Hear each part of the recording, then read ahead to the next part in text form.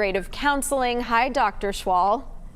Hi there, good to see you. Yeah, likewise. So first of all, I just, a lot of people, I want to tackle this, head on. A lot of people feel strongly about what they should do today and frankly what others should do, right? So how do you suggest that we absorb this and sort of then move on? Sure. Well, we are seemingly feeling more relieved that we are overcoming what is happening, yet we still need to be careful, and there's a lot of anxiety now about the unknown. How much? What can I do? So there still is that sense of concern, even as things are reopening. And I am thinking of teenagers and the impact that it's having on the end of school year and upcoming camps. That not knowing is difficult.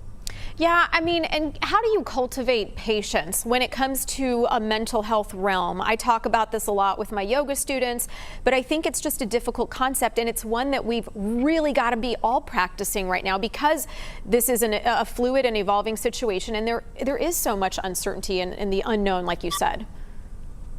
Most definitely. It is important to recognize that our circumstances do have an impact on our mental health. Mental health is a physical issue, but our circumstances and that unknown does lead to anxiety.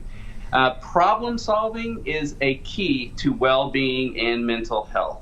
So we are having to problem solve. I was talking to a teen the other day, and Ella was talking about missing those end of school year milestones. We can help our teenagers find new ways to celebrate these milestones and prepare for what is to happen. And I always do say, focus on the moment still. What is the next thing we can do? Everything won't be normal all of a sudden. So what is the next thing we can do? Yeah, certainly. It's sort of like one thing at a time, right? And then Correct. When you say that you were talking to this teen, was this over like telehealth, telemental health? Absolutely. Well, yes. So certainly the center is using telecounseling. She actually was a contact, not a professional contact. But we are working with teens in counseling, and they are open to it. They are talking with us. They are sharing, even children. So it has been working where we are saying to people, take care of your mental health. There are going to be other anxieties. The financial impact of this will continue to be impacting our lives, and that leads to stress.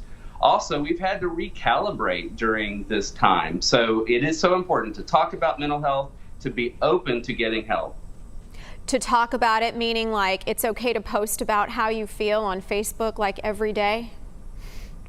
Every day, yeah. Yes. Well, okay. Yeah, I do think it is helpful because, for example, when I read your posts and when I read others, it is helpful to hear how people are experiencing the situation. So by sharing and by listening, we can learn from each other. And that ability to talk about our feelings, talk about what's happening, really can be cathartic and helpful.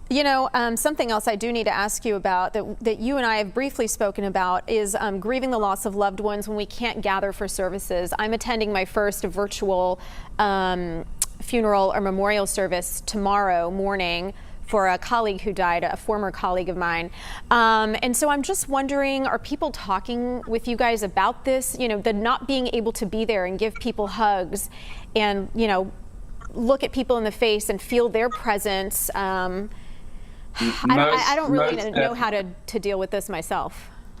Yes, definitely. Our therapists are hearing that, and it is impacting our staff. And so when I think about you, I am thinking about ways that we can interact, express our emotions. So finding those ways to have those times together, even though it might be virtual. Writing, I believe, is also very helpful and can be therapeutic. So finding the best way that we can to grieve, even though we're physically distant, doesn't mean that we can't be reaching out and finding ways to talk, to remember the person whom we've lost and share positive memories about them.